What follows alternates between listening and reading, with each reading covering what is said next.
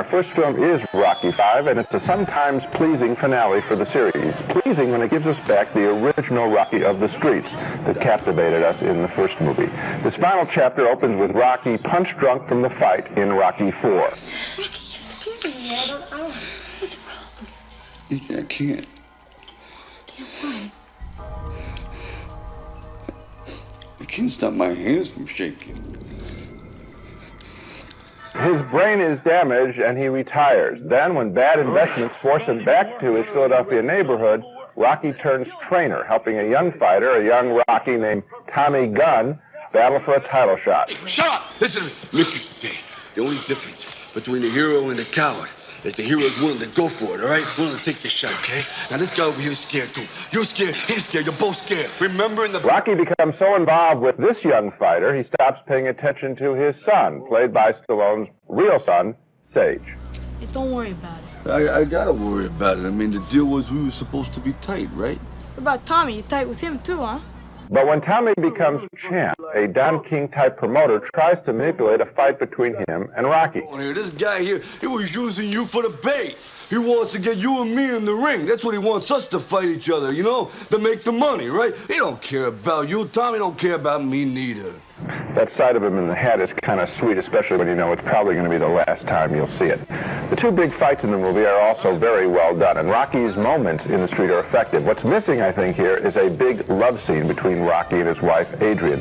Love scenes, I think, are as important as fights in this series, and I also would have loved to have seen the more daring ending that was originally planned in the film. It's received a lot of publicity, in which Rocky dies in Adrian's arms. Still, I like this guy with his dumb hat, and I vote thumbs up on the movie. I'll go to thumbs down, Gene. I thought that the structure of the film was completely predictable from the other films. And although I like the fact that he's got his hat on again and he's back on the streets of Philadelphia, that was only a reminder to me of the richness and the texture and the humor and the humanity of the dialogue and the characters in the first movie, Rocky, which, remember, won the Academy Award for Best Picture of the Year. And now it's just a series. You have to find a new villain every time. You have to end with a big fight.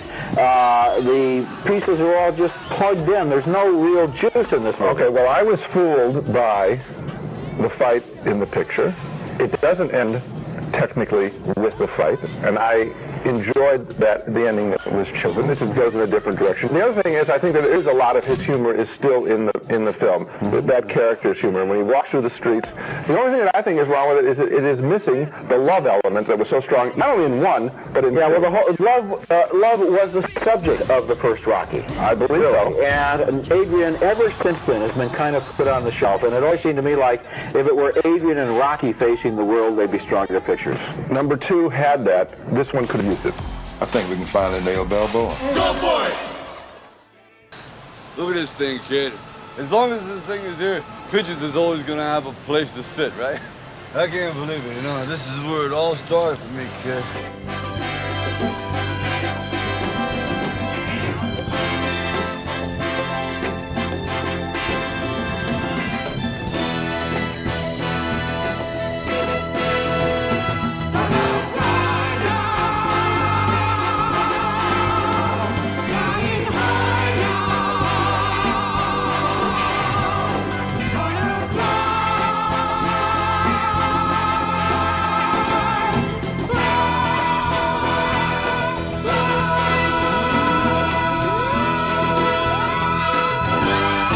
I've been running up and down these steps for 20 years, and I never knew there was valuable pictures in this building, you know? Well, you're never too old to learn something new. Yeah. You're gonna love Picasso. Oh, yeah. Well, I love almost everybody.